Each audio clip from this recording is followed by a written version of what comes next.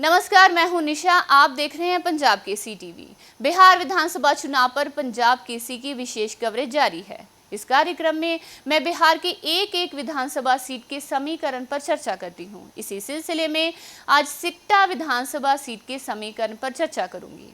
2020 के विधानसभा चुनाव में सिकटा सीट पर सीपीआई एमएलएल कैंडिडेट बीरेंद्र प्रसाद गुप्ता ने 49,075 वोट्स की जीत हासिल की थी।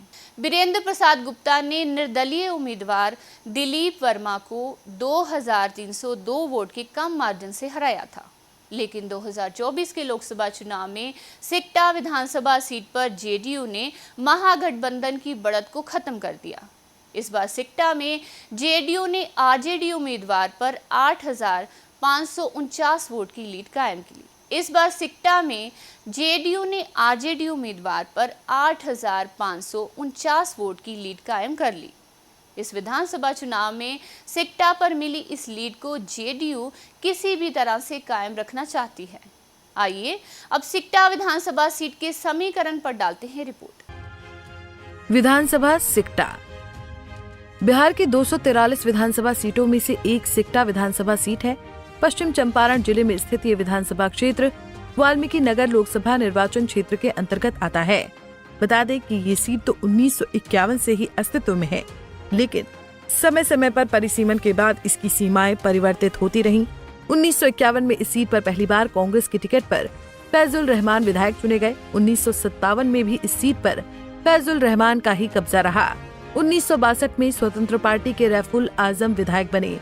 1967 में ये seat communist party of India Marxist के यूएस शुक्ला विधायक चुने गए। 1969 में एक बार फिर इस सीट पर कांग्रेस ने कब्जा जमाया और रैफुल आलम विधायक चुने गए। 1972 में भी ये सीट कांग्रेस ओ के ही खाते में गई और फयाजुल आजम विधायक बने। 1977 में भी फयाजुल आजम ही विधायक बने, लेकिन इस बार वो कांग्रेस की टिकट पर चुनावी मैदान में थे।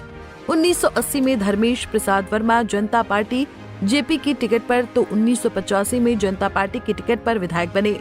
1990 में एक बार फिर से फयाजुल आजम विधायक चुने गए, लेकिन इस बार वो निर्दलीय चुनाव लड़े थे। 1991 में हुए उपचुनाव में निर्दलीय दिलीप वर्मा विधायक चुने गए।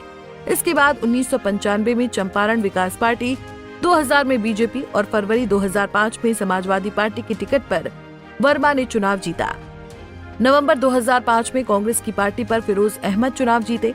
2010 में एक बार फिर से दिलीप वर्मा निर्दलीय विधायक चुने गए। 2015 में ये सीट पहली बार जनता दल यूनाइटेड के खाते में गई और फिरोज अहमद एक बार फिर से विधायक चुने गए।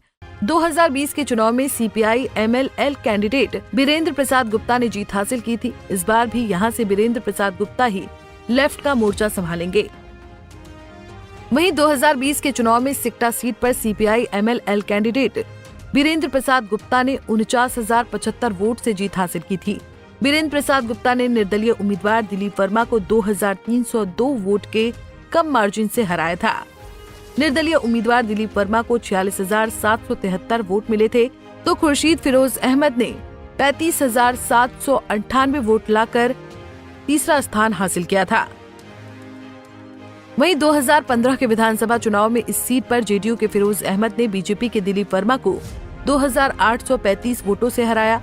फिरोज अहमद को कुल 69,870 वोट मिले थे, जबकि दूसरे नंबर पर रहे दिलीप वर्मा को कुल 67,035 वोट मिले थे। तो वहीं तीसरे स्थान पर रहे सीपीआई एमएल के बीरेंद्र प्रसाद गुप्ता को कुल 5,639 वोट मिले थे। वहीं 2010 में हुए विधानसभा चुनाव में निर्दलीय दिलीप वर्मा ने जेडीयू के फिरोज अहमद को 8,779 वोटों से हराया था। दिलीप वर्मा को कुल 49,229 वोट मिले थे, जबकि दूसरे नंबर पर रहे फिरोज अहमद को कुल 40,450 वोट मिले थे। तो वहीं तीसरे स्थान पर रहे लोक जनशक्ति पार्टी के घनश्याम प्रसाद को कुल 8,779 वोट मिले थे।